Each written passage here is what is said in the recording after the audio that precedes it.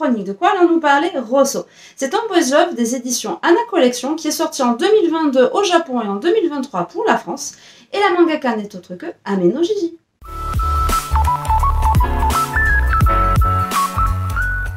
Du coup, petit résumé, encore une fois, je vais essayer.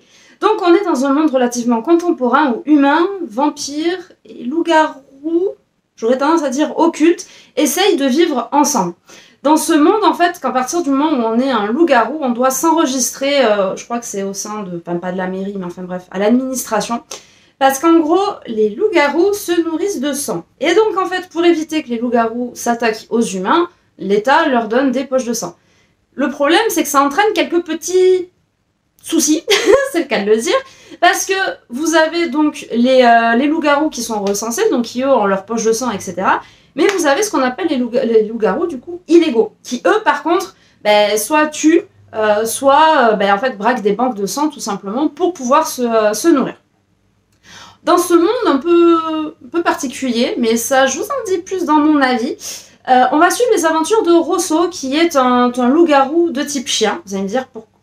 Ça aussi, je vous explique après. Donc, loup-garou de type chien qui a tendance à faire cavalier seul et qui, en gros, a intégré une unité spéciale au sein de la police qui, justement, a été créée pour pouvoir appréhender les larcins de tous les occultes, finalement. Parce que vous vous doutez bien, les loups-garous ont une plus grande longévité, sont plus forts que les humains, etc., etc., etc. Donc du coup, c'est pas des humains qui peuvent les arrêter quand ils font des petits crimes par-ci par-là. Donc nous avons Rosso en première partie, et après on va avoir plus tard son coéquipier qui n'est autre que Mikumo. Et on va suivre leurs aventures. Donc sachant qu'on commence avec un système de meurtre en série, et après en fait va y avoir un petit engrenage qui va faire que les événements du passé de nos deux protagonistes vont remonter à la surface et finalement quelque part trouver des réponses. Et en même temps, vous avez le fait de résoudre donc cette enquête. Vous avez des sectes, vous avez des complots, et il est potentiellement possible qu'il y ait des scènes charnelles très explicites.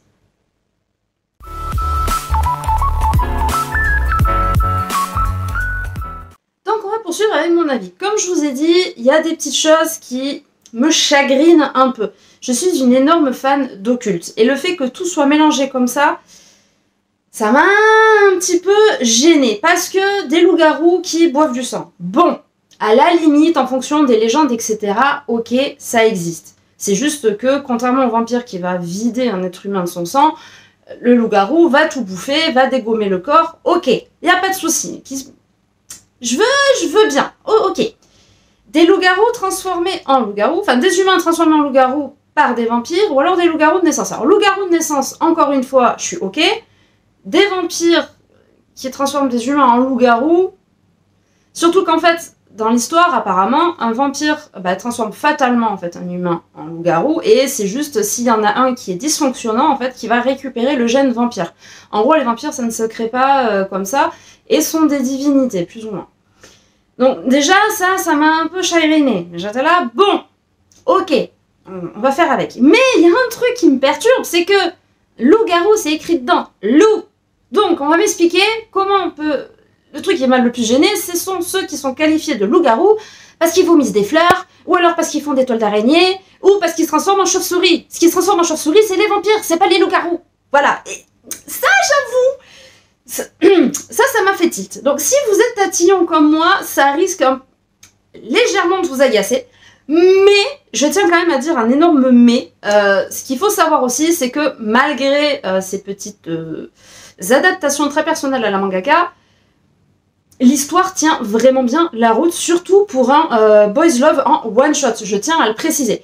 Parce que, comme je vous avais expliqué, dans les boys love, les scènes charnelles arrivent relativement vite. Parce qu'on n'a pas le temps de créer des liens, nanani, nanani, nanana. Là, ici, pour justifier la relation charnelle, donc du coup, les loups-garous ont besoin de sang, mais en fait ont besoin de fluide corporel. Voilà, ça peut être n'importe quoi. Tout ça parce qu'en fait, ils ont besoin tout simplement d'aspirer l'énergie vitale de leur donneur. Grosso modo, en fait, c'est ça. Et c'est juste que prendre du sang, ça serait les mettre trop souvent en danger, même si dans certains cas de figure, c'est quand même relativement pratique, comme pour un vampire, hein, quelque part. Mais pour éviter que ce soit dangereux pour le donneur, on va dire que les parties de pattes en l'air sont plutôt utiles. Voilà, d'où le fait qu'il y en ait quand même pas mal. Après, contrairement au précédent Boys Love que je vous ai présenté, où en fait vous aviez des cases qui évitaient de montrer certaines choses. Alors cette fois, vous voyez, enfin on voit 2 fois un donut, c'est une aubergine quoi. À un moment donné, je sais pas comment expliquer autrement.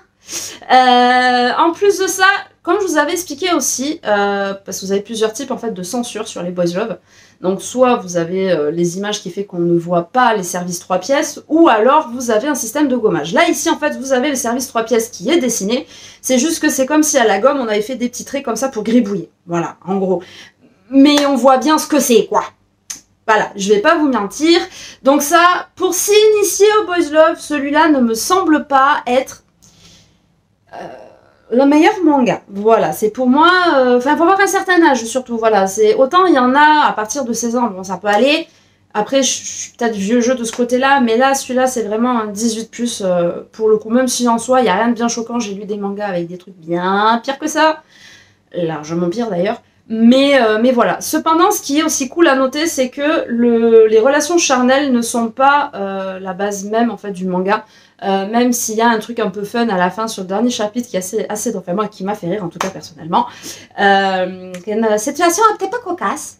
Mais après, en dehors de ça, franchement, rien à dire. En fait, c'est ça pour le coup, c'est ça que j'aime bien.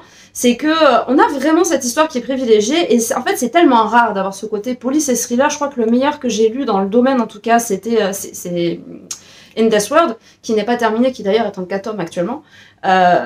C'est vrai que j'aime bien quand on a des mangas un peu policiers comme ça, je surkiffe. Et si on passait à la qualité graphique?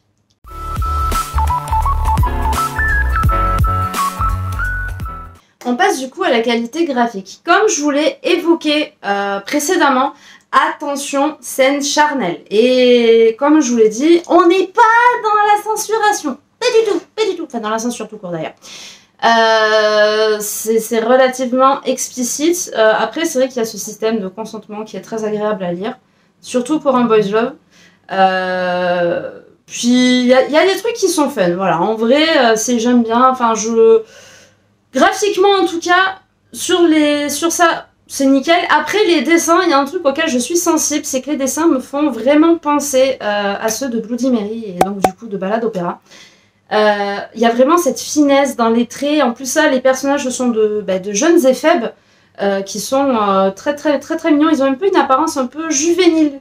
Là où dans Bloody Mary, il va y avoir quand même ce côté un petit peu plus adulte. Là, on a vraiment ce petit côté juvénile, mais hyper mignon, hyper fin. Les détails au niveau des yeux, des cheveux. Après, comme je vous ai dit aussi, c'est que le Boys Love reprend les codes du shoujo, c'est-à-dire que comme on joue sur les sentiments, vous n'allez pas forcément avoir, vous n'allez pas avoir de décor à chaque case. Les décors sont, ne sont pas non plus inexistants, hein, il y en a, heureusement. Mais voilà, par contre, les décors, ils sont à noter parce qu'ils sont super beaux. Enfin, il y a un moment donné, on a une vue sur la ville, une vue de nuit avec les bâtiments, du coup, avec les lumières, etc., que j'ai trouvé vraiment très bien faite et très belle comme illustration. Vous avez plein de petites illustrations en fait comme ça à l'intérieur qui sont vraiment très belles. Franchement, c'est vraiment canon. Et la couverture est stylée aussi. Attendez, je dois la voir par là. Ouais. Regardez-moi ça. C'est une petite merveille, vraiment. Vraiment, enfin, voilà, j'aime beaucoup. J'aime bien la petite phrase aussi derrière je t'aime jusqu'à la dernière goutte de ton sang. Je trouve ça très beau comme déclaration d'amour. Un petit peu glauque, je vous l'accorde, mais j'ai des goûts un peu bizarres des fois. Faut pas se... Je vous ai dit que j'étais fan d'occulte. Donc voilà ce que j'aurais à dire. En tout cas, graphiquement, enfin voilà, je suis pas déçue. J'aime vraiment beaucoup et c'est vrai que même avec l'histoire, il tient la route. Bon allez, on va à la conclusion.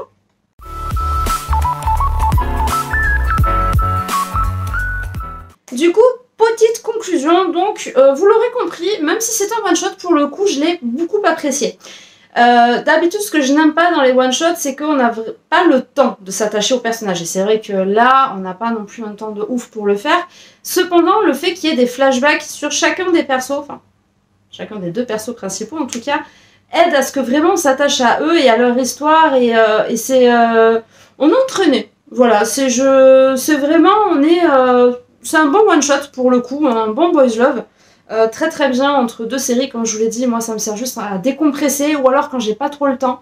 Voilà, là je savais que cette semaine ça allait être compliqué, donc du coup j'ai prévu, c'est pour ça que j'avais prévu aussi le fait de pouvoir jouer cette semaine, parce que je savais que j'avais pas une grosse série à lire, et c'est le côté pratique de la chose, on va pas se mentir. Et voilà, donc c'est pour ça que j'apprécie, on pose le cerveau, on se laisse porter. Et puis, j'aime bien cette ambiance un peu thriller. Vraiment, je crois que je suis en train de changer dans les dans mes préférences. Je crois que j'ai commencé à lire certains seinen pour avoir ce petit côté thriller, sans que ce soit trop gore non plus. Parce que là, il y a un peu de sang quand même.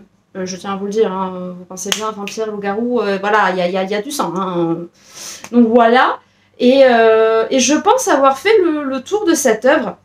Encore une fois, j'espère que cette vidéo du coup vous a plu, en tout cas au moins que le sujet vous ait intéressé.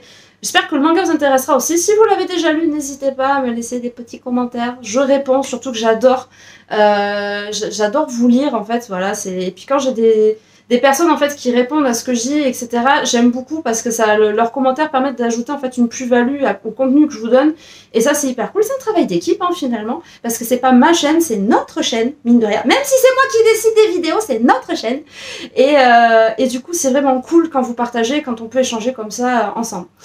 Donc du coup, je vous dis de cliquer sur la petite cloche pour être alerté de la prochaine vidéo. Normalement, on croise les doigts, il n'y a pas de souci, elle sort vendredi prochain à 18h18 comme d'habitude. Et voilà, donc je vous fais tout plein de bisous, je vous souhaite un bon week-end et une belle semaine. Et du coup, je vous dis à vendredi prochain, ciao ciao.